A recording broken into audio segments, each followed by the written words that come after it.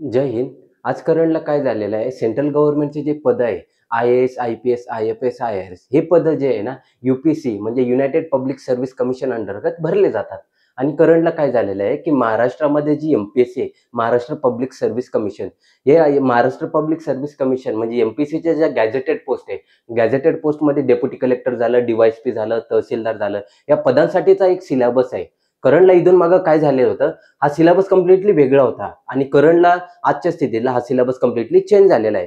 म्हणजे काय, स्टेट गव्हर्नमेंटने काय केलेलं, राज्य सरकारने सेंट्रलचा सिलेबस हा स्टेट गव्हर्नमेंटला टाकलेला आहे. त्यामुळे काय झालेलं आहे, प्रिपरेशन करताना मुलांसमोर एक नवीन हर्डल निर्माण झालेलं आहे. हर्डल म्हणजे काय, तर इथून मागची परिस्थिती वेगळी होती. आज करंटला परिस्थिती वेगळी आहे. कारण की का, प्रिलियम, मेन्स आणि इंटरव्ह्यू यांचं प्रिपरेशन करताना ना मुलांना एक इंटिग्रेटेड अप्रोच ठेवून चालावं लागायचं. परंतु आताच्या सध्याच्या परिस्थितीला काय झालेलं आहे, की एमसीक्यू टाइपमध्ये एक्झाम नसल्यामुळं काय झालेलं आहे, की आता जे एमसीक्यू टाइपमध्ये मेन्स नसल्यामुळं काय झालेलं आहे, की मुलांना अभ्यास करताना कशा पद्धतीने एक्झामला सामोरे गेलं पाहिजे, कमी कालावधीमध्ये सिलेबस हा कशा पद्धतीने कव्हर झाला पाहिजे आणि कमी वेळामध्ये जास्तीत जास्त म्हणजे कमी वेळामध्ये आहे ना, जास्तीत जास्त मेहनत करून रिझल्ट हा चांगल्या पद्धतीने कशा पद्धतीने आणला पाहिजे, हा मुलांसमोर एक प्रश्न निर्माण झालेला आहे.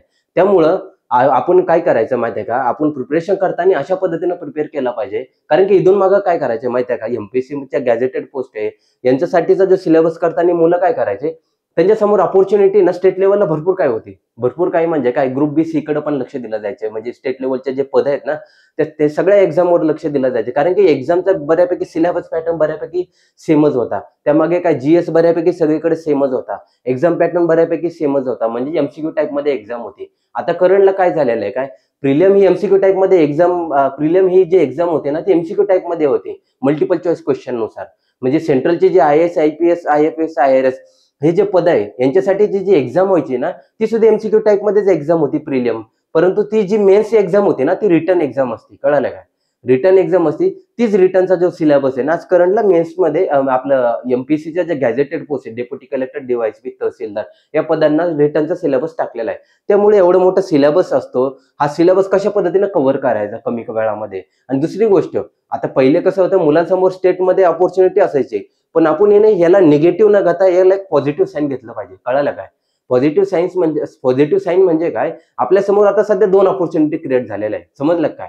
आणि तिसरी अपॉर्च्युनिटी म्हणजे काय, आपण ज्यावेळेस जीएसचं प्रिपरेशन करतो ना, जनरल स्टडीजचं, त्यावेळेस मनामध्ये एक प्रश्न निर्माण नसला पाहिजे. जीएस हे सगळीकडे असतं. कळालं काय? आपण ज्या पण पदासाठी प्रिपरेशन करतो ना, त्याला तिथं जीएस सगळीकडे लागू असतं. म्हणजे फॉर एक्झाम्पल, सेंट्रलचे जे पद आहेत, IAS, IPS, I-F-S, I-R-S, state गव्हर्नमेंटचे जे गॅझेटेड पोस्ट आहे, यांचा सिलेबस आता बऱ्यापैकी सेम जरी झालेला असला ना, आपण थोड्याफार प्रमाणात जीएस अजून चांगल्या पद्धतीनं स्टेट लेव्हलला म्हणजे इतका मोठा आपण अभ्यास करतो ना, आपल्याला छोट्या लेव्हलला येऊन अभ्यास करणं एवढी मोठी गोष्ट नसते. कळालं काय? म्हणजे समजलं का? एमपीएससीच्या ज्या म्हणजे छोटं मोठं काही नसतं बरं का. सगळ्या छोट्या गोष्टी सुद्धा ह्या मोठ्याच असतात. परंतु प्रिपरेशन करताना ग्रुप बी आणि सी या तिन्ही तिन्ही लेव्हलने ना आपण इंटिग्रेटेड अप्रोच ठेवून आहे ना, कशा पद्धतीने एक्झामला सामोरे गेलं पाहिजे. आणि दुसरी गोष्ट, कशा पद्धतीने लवकरात लवकर एंड रिझल्ट चांगल्या पद्धतीने आला पाहिजे, या दृष्टिकोनातून मेहनत केली पाहिजे. आणि या दृष्टिकोनातून इथून पुढे आपण एक रोड मॅप तयार करूया. आपण त्या रोड मॅपनुसार रोज मेहनत करूया, जेणेकरून आहे ना, लवकरात लवकर आहे ना, प्रत्येकाचं उद्दिष्ट सफल होईल. समजलं काय? Thank you so much. जय Hind. God bless you all.